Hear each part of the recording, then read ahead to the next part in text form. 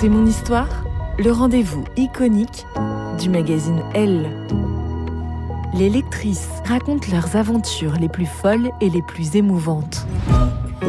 J'ai été la maîtresse d'un footballeur. Vibrez maintenant avec le podcast C'est mon histoire.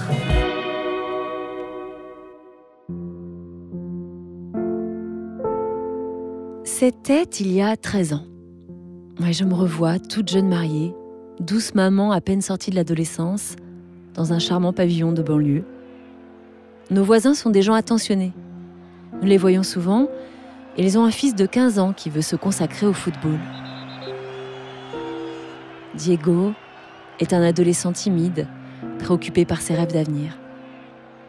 Je me souviens de lui, pendant cet été-là, celui de la victoire de la France à la Coupe du Monde de foot.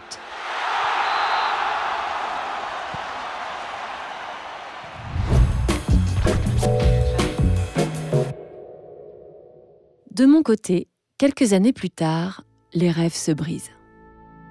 Tout a été fait trop vite, trop tôt. Mon mari et moi, on ne se comprend plus. J'ai l'impression de donner beaucoup et de recevoir peu. Avec les années, cela devient insupportable. Je mérite mieux et j'ai encore suffisamment de ressources pour me construire une autre vie. Alors je divorce, je quitte mon cocon marital et suis mutée à Metz, la grande ville voisine où j'enseigne la biologie dans un collège. Seule, avec mes 2 enfants en garde alternée, la vie est certes plus difficile, mais au moins je suis libre et je me décide enfin à vivre pour moi.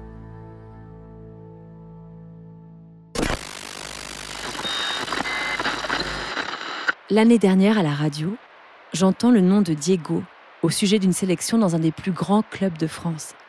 J'en crois pas mes oreilles. Je vais immédiatement sur Internet pour vérifier qu'il s'agit bien du même Diego. Je le reconnais sur les photos.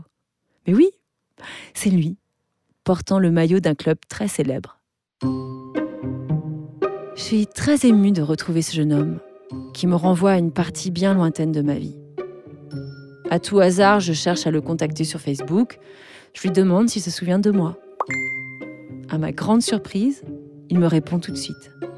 « Bonjour voisine, ça fait longtemps !»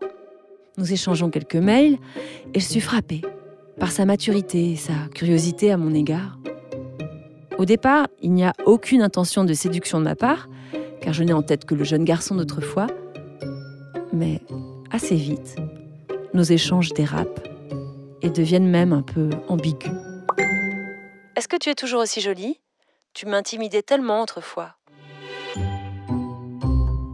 1 mois plus tard, Diego est de passage à Metz et me donne rendez-vous dans son hôtel.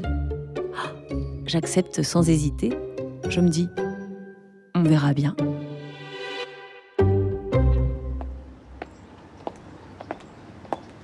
C'est une après-midi délicieuse.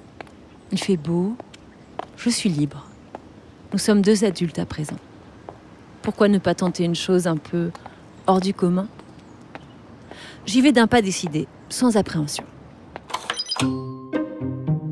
J'ouvre la porte de sa chambre et en effet, Diego n'est plus du tout un adolescent.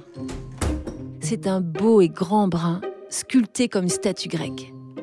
C'est moi qui soudain me sens toute petite. Comme si la différence d'âge s'était inversée. Le courant passe vite entre nous, quelque chose d'électrique.